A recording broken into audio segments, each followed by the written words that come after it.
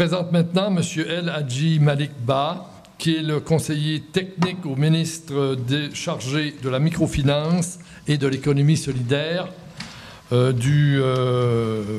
j'allais l'oublier, du Sénégal. Merci. Merci beaucoup. Bonjour à tout le monde. Je voudrais tout d'abord donc saisir cette opportunité qui nous est offerte pour parler donc au nom de mon pays, le Sénégal, mais aussi au nom de l'Afrique. Pourquoi? Parce que nous partageons beaucoup de choses communes, beaucoup de problématiques. Et parce que comme tous les autres pays du monde, les pays africains doivent faire face à plusieurs défis qui consistent donc généralement à créer des emplois en nombre suffisant, à relever durablement le potentiel de croissance, à stimuler la créativité et l'initiative privée afin de satisfaire la forte aspiration des populations à un mieux-être. Parce que si ces problèmes ne sont pas réglés, cela aggrave les inégalités et l'exclusion sociale, ainsi que l'insécurité économique et la détresse humaine. Et c'est la raison pour laquelle nous sommes là. Pourquoi nous sommes là? Le Sénégal, comme beaucoup le savent déjà, est un pays pauvre, comme beaucoup de pays africains.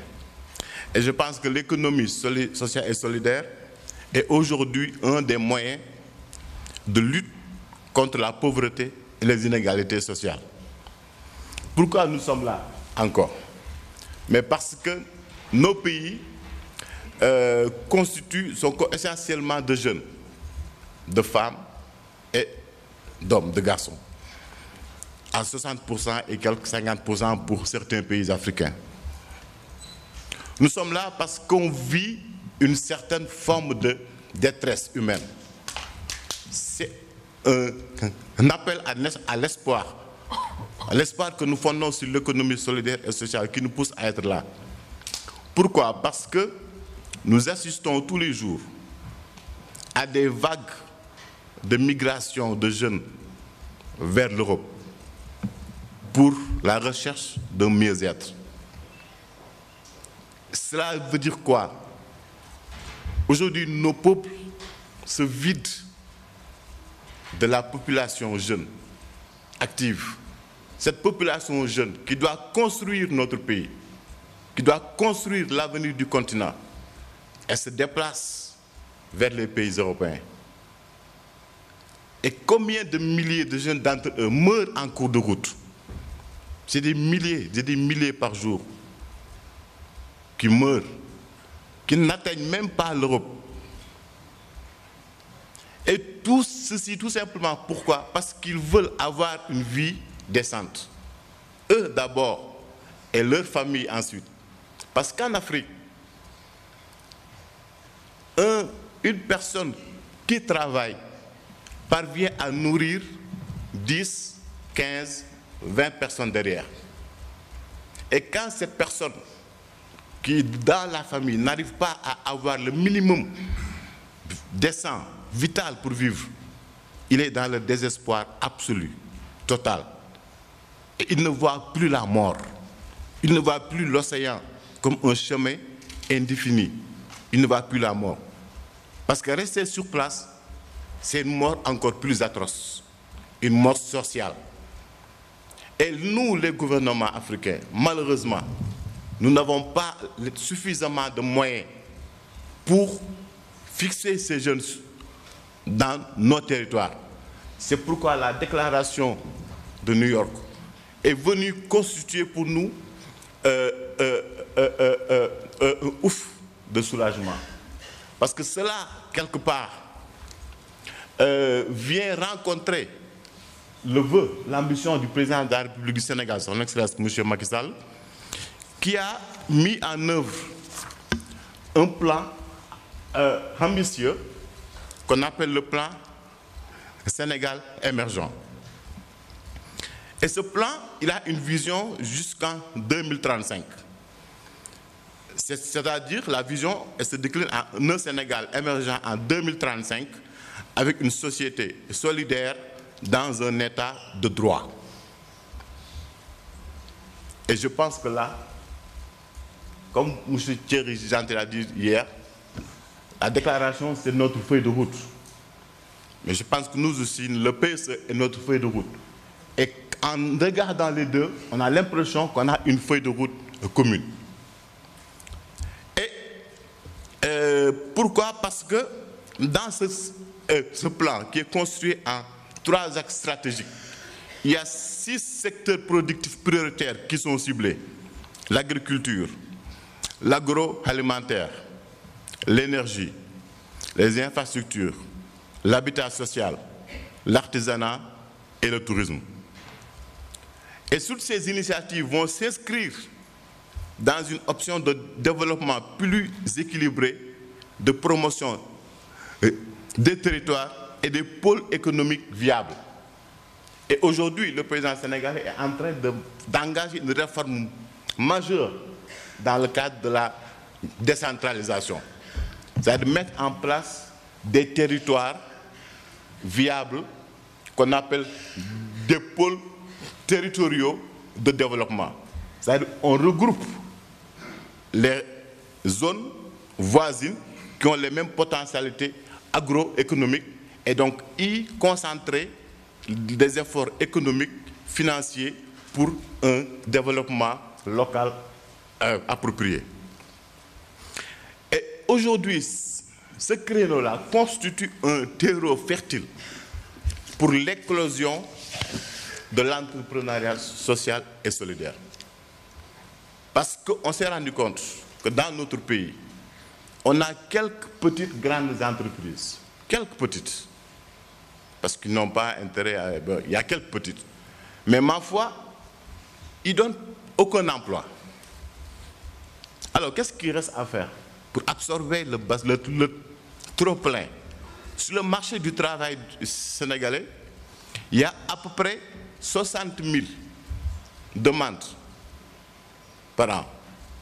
Et si on fait le ratio dans l'entreprise formelle, donc industrielle capitaliste, c'est un emploi sur 10.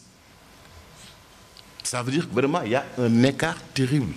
Il y a une grande masse de la population juvénile, jeune, qui est laissée en rade du système. Et c'est pourquoi le PSE est conçu pour apporter une solution à ce désastre. Et il répond parfaitement, il est en éducation parfaite avec la déclaration de New York. Mais, en fait, dans les coulisses de ce matin, je discutais avec un des participants et on s'est posé 2 questions essentielles. Et c'est là toute la problématique de la survie des entreprises d'économie solidaire dans nos pays. La première question qu'on s'est posée, c'est est-ce que l'entreprise sociale solidaire a-t-elle pour vocation d'être éternellement solidaire et sociale? La deuxième question, est-ce que c'est un modèle qui, à terme, va se substituer au modèle dominant, au modèle capitaliste? Et c'est là tout l'intérêt et la raison d'être de notre présence ici et de notre organisation. Et je lui ai dit, je ne sais pas ce qui se passe dans les autres pays, mais au moins chez nous, la seule possibilité pour que cette entreprise sociale solidaire prospère et devienne pérenne, c'est qu'on puisse former les acteurs de l'économie solidaire et sociale. Parce que la question du financement, elle est secondaire. Parce que pour accéder au financement, il faut avoir des projets viables, des projets solides. Mais pour faire des projets, il faut un minimum d'expertise, un minimum de connaissances pour monter des projets. Mais alors, qu'est-ce qui se passe chez nous? On est à 95% d'analphabétisme. Des gens qui ne savent ni écrire, ni lire, ni parler français. comment ils vont faire pour monter des projets sociaux, solidaires, qui soient bancables, qui soient financés. Ça veut dire, il faut en amont, il faut les former. Il faut un accompagnement technique de ces gens-là. Et ça veut dire quoi? Parce que l'effet pervers, si on ne le fait pas, ces jeunes qui habitent dans les collectivités, dans les communes, dans les territoires, vont au départ mettre en place, parce qu'effectivement, n'ayant pas les moyens, avec des ressources insuffisantes, ils vont effectivement se serrer les coudes, solidarité oblige, on va commencer à entreprendre. Mais chemin faisant, les bénéfices, l'entreprise va faire petit à petit une valeur ajoutée. La faim, le désespoir, la pauvreté, l'envie d'aider sa famille, de prendre une femme, d'entretenir ses enfants, de se soigner, va pousser les gens petit à petit à se servir. Et du coup, ça crée une rupture dans cette chaîne de solidarité. Ça, c'est le premier risque interne à l'entreprise sociale solidaire.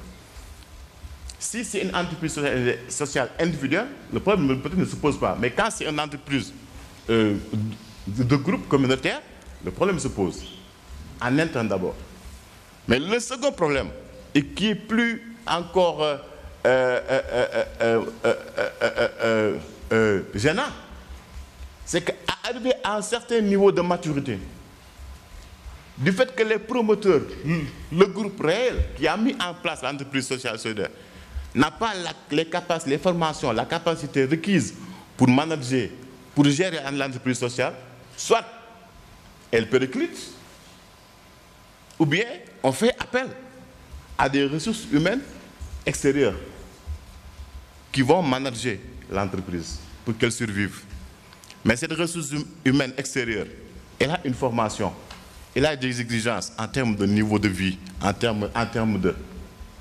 Et donc, du coup, elle va avoir droit à un profit, à des avantages. Et du coup, ça veut dire quoi? Il y a une rupture dans le lien social. Parce que c'est des éléments qui sont extérieurs au groupe. Donc, il y a le groupe réel, le groupe originel, et le groupe réel. Le groupe réel, c'est ces gens qui sont qui viennent de l'extérieur et qui vont faire fonctionner l'entreprise sociale. Parce qu'arriver à un certain niveau de maturité.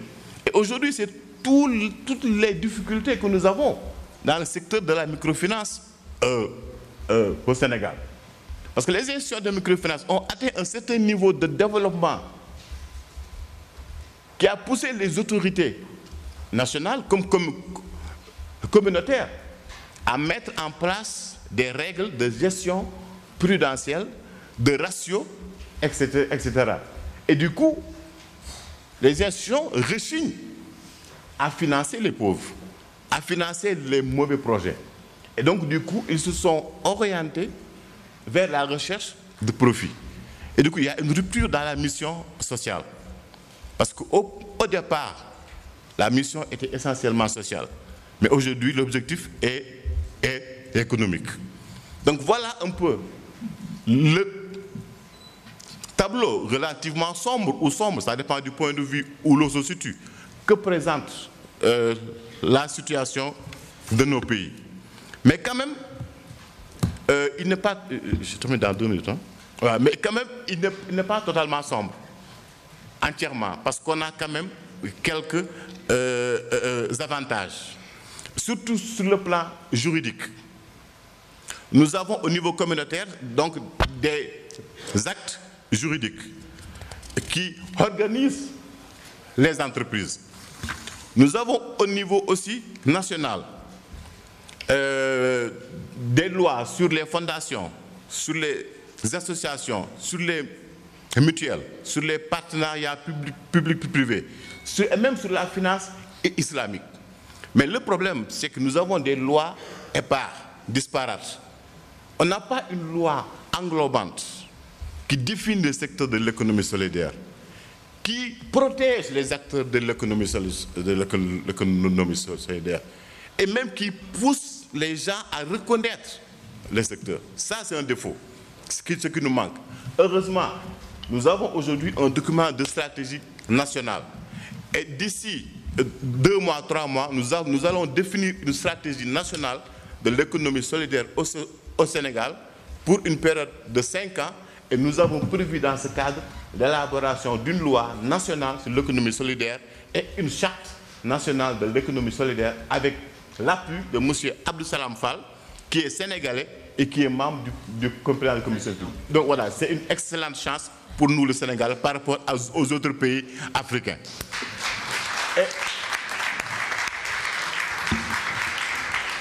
Et pour terminer en un mot, Monsieur le Président Janté, je voudrais réitérer ici l'engagement du gouvernement du Sénégal à finaliser notre adhésion au groupe pilote comme membre permanent et non plus comme membre observateur. Je vous remercie.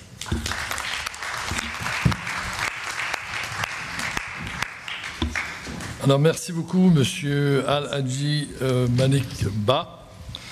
Il y a quand même un travail important qui se fait au Sénégal et la conclusion de M. Malick Bah, c'est de nous annoncer que le Sénégal est en route pour le groupe pilote. Alors, de la Commission européenne à la Direction générale marché intérieur, notamment cluster économie sociale et entrepreneuriat, M. Michel Katsina. So good afternoon. Bonjour à tous et à toutes et merci pour votre invitation. Merci d'avoir organisé les rencontres du Mont Blanc. Au nom de la Commission européenne, je voulais mettre l'accent sur notre appréciation de cette initiative qui vise à promouvoir l'économie sociale et solidaire au niveau international. Donc, nous félicitons votre déclaration. Depuis bon nombre d'années maintenant, la Commission européenne œuvre pour faire exactement la même chose, pour promouvoir l'économie sociale et solidaire, mais évidemment au niveau de l'Union européenne. Vous savez que dans certains États membres de l'Union européenne, le développement de ces entreprises de l'économie sociale et solidaire, donc ce développement a commencé il y a des décennies maintenant. Donc c'est une tradition européenne culturelle, mais nous avons quand même différents niveaux d'intensité selon l'État membre de l'Union européenne. Donc, de ce point de vue-là, je crois réellement que l'Union européenne peut vraiment jouer un rôle de modèle donc, pour promouvoir tous les intérêts de l'économie sociale et solidaire. Donc, pourquoi est-ce que la Commission européenne est tellement active pour promouvoir cette économie sociale? En bref, nous considérons que cette économie sociale et solidaire est un outil pour réaliser les objectifs sociaux et économiques en parallèle. Ces entreprises socio-économiques, effectivement, ont pour objectif de répondre à des besoins sociaux. Il s'agit également d'exercer un impact social, et ce, en promouvant l'entrepreneuriat. Ainsi, les activités entrepreneuriales existent, mais sont de nature différente. Il ne s'agit pas simplement de mettre l'accent sur l'aspect lucratif. Et cette économie sociale se caractérise, bien entendu, par l'impact social et sociétal. Et je parle d'impact sociétal car je pense que ces entreprises peuvent également œuvrer pour surmonter les défis liés à l'éducation, liés à l'environnement. Mais au-delà de cet impact sociétal, elles sont également caractérisées par le mode de gouvernance, démocratif et participatif, et également par le fait que les profits sont essentiellement réinvestis pour permettre d'atteindre ces objectifs sociétaux. Ces modèles représentent une alternative aux entreprises traditionnelles, entre guillemets, où les profits sont distribués aux actionnaires Et les profits, les résultats ne sont pas utilisés pour faire croître l'entreprise directement. Au sein de l'Union européenne, l'économie sociale représente 10% du PIB. Nous savons que ces entreprises ont été beaucoup plus résilientes face à la crise que les autres entreprises, avec de la création d'emplois. Un entrepreneur sur 4 au sein de l'Union européenne est un entrepreneur ESS. Et nous savons que c'est un mouvement qui est amené à se développer, et ce pour différentes raisons. Tout d'abord, un besoin accru en raison de la crise actuelle d'un point de vue sociétal. Et l'État-providence n'est plus en mesure de répondre à tous ces enjeux et à fournir tous les services d'un point de vue sociétal qu'il proposait par le passé. En gardant en tête ce contexte, nous devons changer de modèle socio-économique et je souhaiterais remercier la présidence de Luxembourg qui a maintenu cette dynamique politique et également la présidence slovaque l'année prochaine qui va également mettre l'économie sociale en haut de ses priorités. La Commission européenne a joué un rôle extrêmement actif pour promouvoir l'économie sociale, et ce, à 3 niveaux. Tout d'abord, au niveau de la visibilité. Et cette visibilité joue un rôle de premier plan. Très souvent, les entreprises sociales sont considérées comme un animal étrange, non identifié, quelque chose que l'on ne comprend pas, que l'on ne saisit pas. Et un des problèmes par rapport à l'économie sociale, c'est justement d'accroître cette visibilité. Et bien entendu, nous devons renforcer l'accès au financement. Nous devons également améliorer le cadre juridique. Je n'ai pas le temps ici de vous donner toute une longue liste d'exemples, mais nous avons mis en place des schémas de garantie, notamment pour faciliter l'accès aux prêts pour les entreprises ESS. Nous devons promouvoir les fonds ESS afin de pouvoir bénéficier du soutien de différents investisseurs européens. Nous avons également inclus la notion d'ESS dans nos politiques régionales, communautaires, avec plusieurs milliards d'euros qui seront mis à disposition d'ici 2020. Nous avons également approuvé une directive sur les achats publics, avec notamment des clauses sociales qui ont été introduites. Nous avons également inclus une possibilité pour les États membres de définir des critères de sélection pour favoriser les entreprises sociales. Et bien entendu, nous allons continuer d'être actifs, car beaucoup de défis doivent encore être surmontés. Je souhaiterais souligner un nouvel élément. Au niveau de l'Union européenne, notre intention, c'est de jouer un rôle actif au sein de l'Union européenne, mais également à l'extérieur de cette union, afin de promouvoir cette politique visant à renforcer l'économie sociale et solidaire dans le monde entier. La Commission considère que l'économie sociale et solidaire peut jouer un rôle de premier plan, notamment dans le cadre de l'agenda 2030 pour le développement durable. Nous avons d'ores et déjà publié une communication en 2014 intitulée « Un rôle accru du secteur privé pour une croissance soutenue et inclusive dans les pays développement ». Il s'agit là d'un titre qui reflète le contenu du programme. Il s'agit là, en réalité, d'un plan d'action qui vise à améliorer le cadre réglementaire dans ces pays et notamment en favorisant l'accès au financement. C'est un programme, un plan d'action qui souligne également la nécessité de prendre en compte le rôle des entreprises sociales et la nécessité de développer ces modèles. 2015 est une année charnière en termes de développement.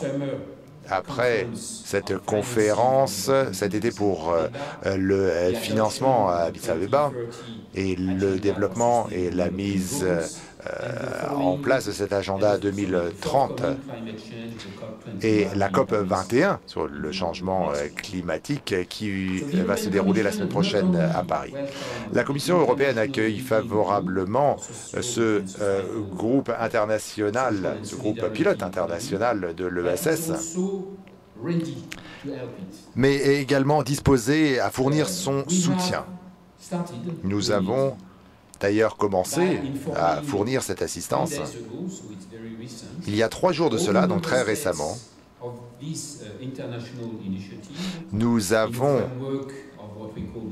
contacté et réuni ces pays dans le cadre du G16 et nous avons demandé à l'ensemble des pays membres de rejoindre cette initiative, ce groupe pilote international. Et je souhaiterais remercier Thierry Jantet qui a accepté de participer à cette réunion du G16 pour présenter cette initiative et encourager les pays membres du G16 à rejoindre ce groupe pilote international. Donc nous allons essayer de convaincre encore plus d'États membres de rejoindre ce groupe international de l'ESS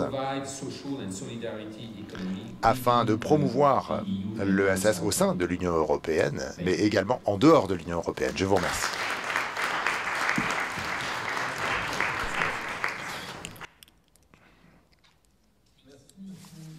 Il nous a rappelé les caractéristiques, et c'est bon de le faire, de l'économie sociale et solidaire, notamment sa grande contribution au plan de l'innovation et la prise en compte par l'Union européenne, mais également les espaces internationaux avec lesquels elle interagit.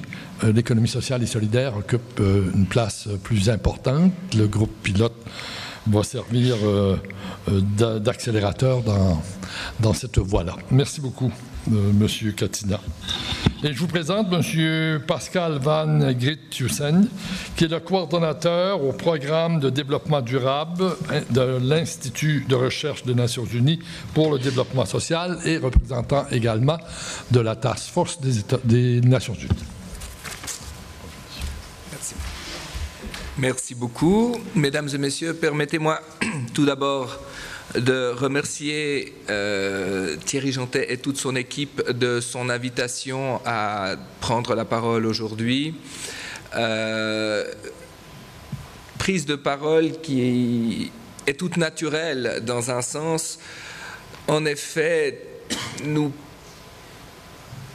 aussi bien notre institut de l'UNRIS, aussi bien la Task Force et le groupe pilote international pour l'économie sociale et solidaire, partageons des préoccupations qui sont communes, nous partageons des valeurs, nous partageons des objectifs et nous partageons des convictions. Et cet élément est absolument essentiel, il explique notre présence, il explique de quelle façon nous pouvons envisager de travailler. Je vais donc vous expliquer en 2 mots en quoi cette convergence d'intérêts et de préoccupations nous semble évidente et quelques mots également sur les façons dont nous pouvons envisager le travail qui reste à faire et qui est immense. Tout d'abord, si vous le permettez, brièvement, vous expliquer le nom de mon institut qui est le UNRIST, United Nations Research Institute for Social Development, Institut des Nations Unies de recherche pour le développement social. Ce « pour » est absolument crucial.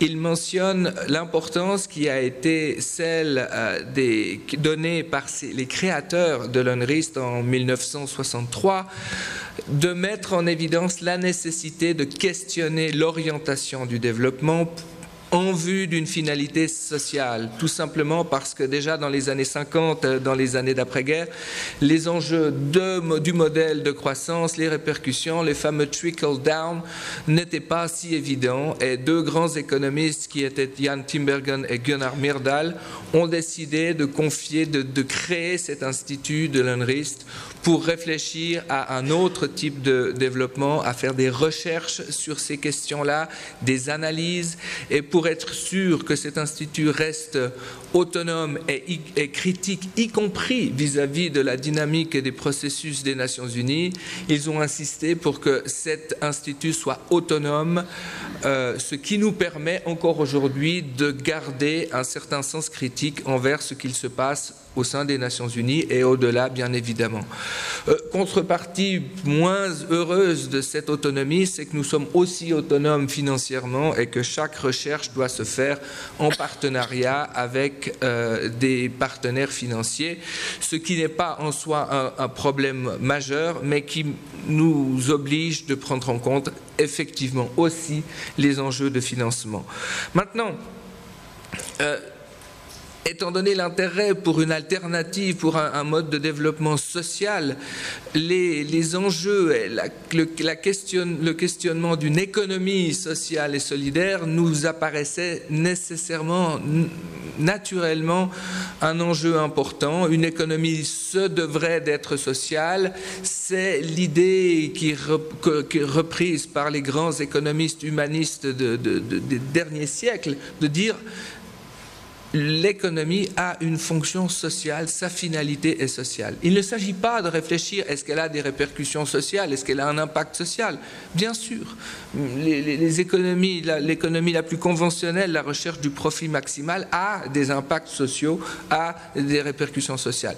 Mais la finalité sociale, le fait que ce soit un objectif d'inclusion sociale, de réinsertion, de prendre en considération des besoins des plus démunis, tous ces éléments ont un élément normatif de finalité sociale. Et cette finalité sociale, elle peut être résumée sur le fait de mettre au premier plan les êtres humains, les personnes en priorité. Je rejoins donc cette vision, une alternative, un modèle économique alternatif, une alternative de développement qui met au premier plan l'être humain.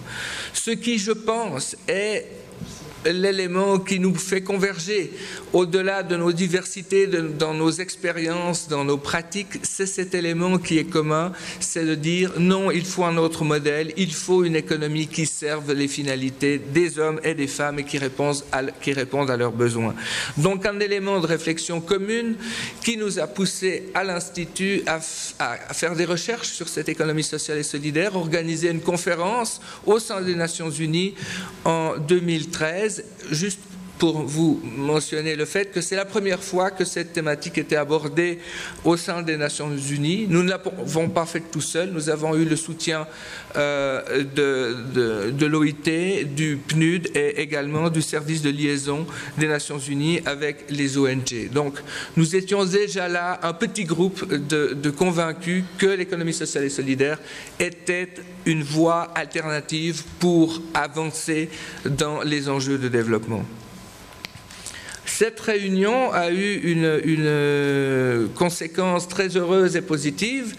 Le fait de se réunir en groupe venant de différents types d'organisations internationales nous a fait nous décider de faire un groupe de travail, une task force. Nous avons maintenant une task force des Nations Unies pour l'économie sociale et solidaire, et au sein de cette task force, c'est en quelque sorte une dynamique de réseau, des gens qui partagent ces convictions et ces objectifs de promouvoir l'économie sociale et solidaire, de renforcer dans la mesure du possible les partenariats existants, de déployer et de diffuser les recherches sur ce qui se fait, aussi bien au niveau des pratiques, aussi bien au niveau des recherches académiques, aussi bien au niveau des dynamiques politiques des différents acteurs.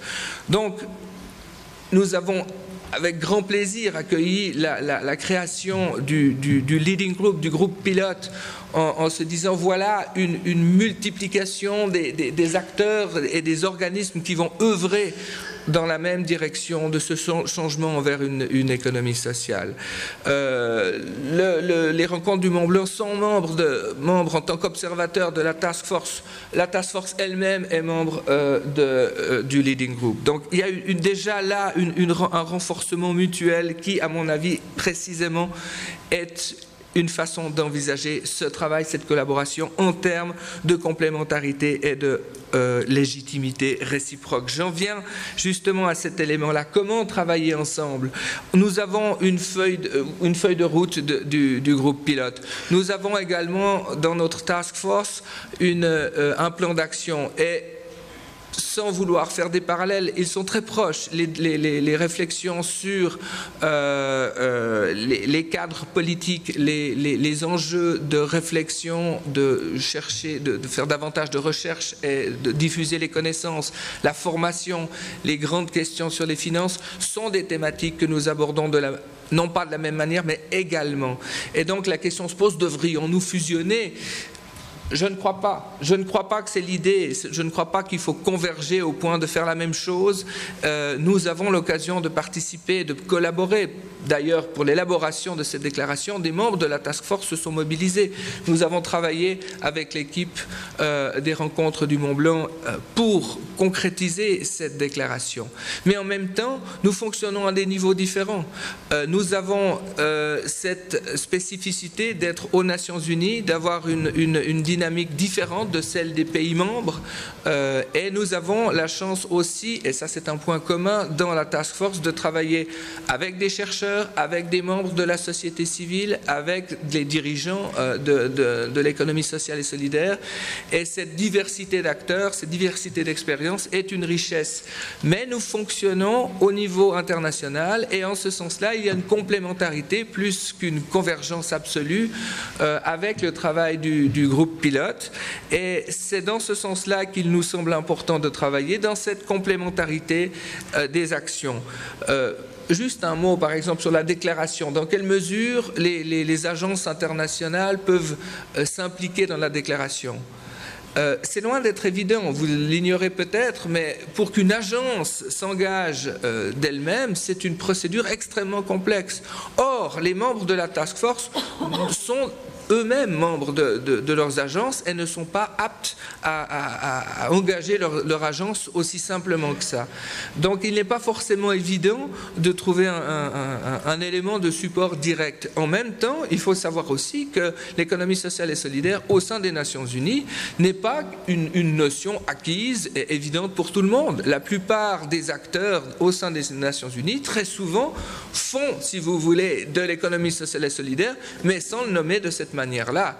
Et il y a donc tout un effort, en quelque sorte, de pédagogie interne de la part de la task force pour dire, mais dans vos programmes, vous faites de l'économie sociale et solidaire, pourquoi ne le voyez-vous pas, ou nous pouvons vous aider à le voir de cette manière-là. Donc, un travail à faire pour nous en interne, mais qui peut aussi être renforcé par le travail du groupe pilote, dans le sens où les États membres qui s'engagent pour le renforcement de l'économie sociale et solidaire sont aussi des États membres qui peuvent agir et se manifester auprès du système des Nations Unies. Et nous avons constaté dans le passé que les demandes extérieures, si elles viennent renforcer des dynamiques intérieures, ont un effet de renforcement de cette dynamique inférieure. Rien n'empêche de penser que dans quelques années, nous aurons une année internationale de l'économie sociale et solidaire. Rien n'empêche de penser que nous aurons peut-être un rapport du développement humain spécifiquement sur l'économie sociale et solidaire. Mais pour cela, nous allons continuer notre travail intérieur de renforcement des agences, de renforcement aussi d'une certaine vulnérabilité de la task force qui ne repose pas, comme la plupart des groupes de travail, sur une décision du secrétaire général de créer une task force. Et avec cette décision, un budget adapté. Non, au contraire, ce sont un groupe de personnes qui s'estiment suffisamment concernées pour maintenir cette task force d'un autre genre, et donc il est important de réfléchir à renforcer cette dynamique interne. Donc, nous avons la possibilité, de par notre situation, de par notre fonction, de pouvoir diffuser, de pouvoir légitimer, de pouvoir renforcer l'impact du groupe pilote. Et en même temps, nous avons besoin d'un retour de légitimité, de renforcement de la part des États membres, et notamment des États membres du groupe pilote, sur des questions d'économie sociale et solidaire tout particulièrement, pour renforcer ce travail qui serait fait en interne au sein des Nations Unies. Donc je crois que c'est dans cette complémentarité, dans cette légitimité réciproque, où je dirais même, en étant optimiste, ce renforcement cumulatif des efforts et des travaux qui sont faits, que nous pouvons renforcer justement mutuellement et globalement l'impact que nous pouvons avoir. Donc, j'aimerais encore mentionner que les alliances qui sont si importantes dans cette dynamique incluent bien sûr les alliances que nous avons, les dialogues que nous avons avec la société civile, que nous privilégions au sein de la Task Force, avec les chercheurs, le monde académique qui apporte énormément. Nous avons, je parle de la société civile, RIPES est membre de la Task Force, je parle des chercheurs, MS est membre de la Task Force comme observateur, mais nous avons beaucoup d'interactions avec nos observateurs. C'est l'occasion de mobiliser ces différentes cultures et ces différentes compétences pour renforcer encore notre action. Finalement, juste pour terminer, parce que je ne veux pas être long et peut-être je serais heureux de mentionner les projets de recherche sur lesquels nous travaillons, qui sont très semblables, à commencer par les processus d'institutionnalisation de l'économie sociale et solidaire, qui viseraient non pas seulement des politiques publiques en soutien à l'ESS, mais une véritable co-construction des acteurs de l'économie sociale et solidaire avec les acteurs publics pour des conditions politiques et institutionnelles plus renforcées. Les questions de finances sociales et solidaires sont au cœur de nos réflexions. L'importance, et cela tout particulièrement pour la Task Force, parce que vous connaissez le système des Nations Unies, l'objectif ou la thématique numéro 1 actuelle, ce sont les objectifs du développement durable. Et quelle est notre position au sein de la Task Force? De dire, développement durable, n'est-ce pas une façon de balancer les dimensions économiques, sociales et environnementales? N'est-ce pas la pratique quotidienne des acteurs de l'économie sociale et solidaire qui sont plongés dans un contexte d'économie réelle, qui doivent prendre dans leur mode de décision une multitude de paramètres, aussi bien sociaux, aussi bien économiques et parfois environnementaux? Nous sommes d'avis que l'économie sociale et solidaire est un mode, est un moyen, est une voie de réalisation des objectifs du développement durable, et c'est l'objectif d'une recherche sur laquelle nous commençons de travailler au sein de la Task Force. Donc finalement, j'espère vous avoir partagé avec vous cette notion d'éléments communs, de préoccupations et de convictions communes, mais à la fois d'un mode de travail différencié qui vise non pas à se diviser, mais au contraire à se renforcer pour être dans des domaines différents et à des niveaux différents, renforcer l'action commune. Donc ce serait unir nos forces pour un même objectif qui est celui d'une économie au service des gens, des personnes, de l'être humain, mais agir à des niveaux multiples en visant un renforcement mutuel. Je vous remercie beaucoup.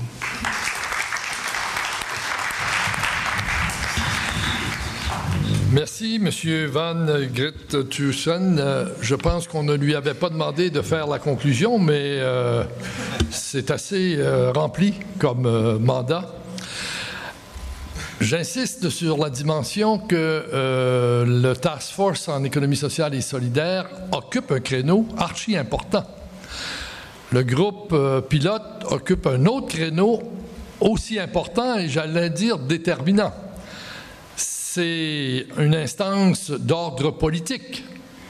Et tout au cours de ces 2 jours, on a beaucoup insisté sur le fait que l'économie sociale et solidaire devait progresser lorsqu'elle est accompagnée aussi de politiques publiques.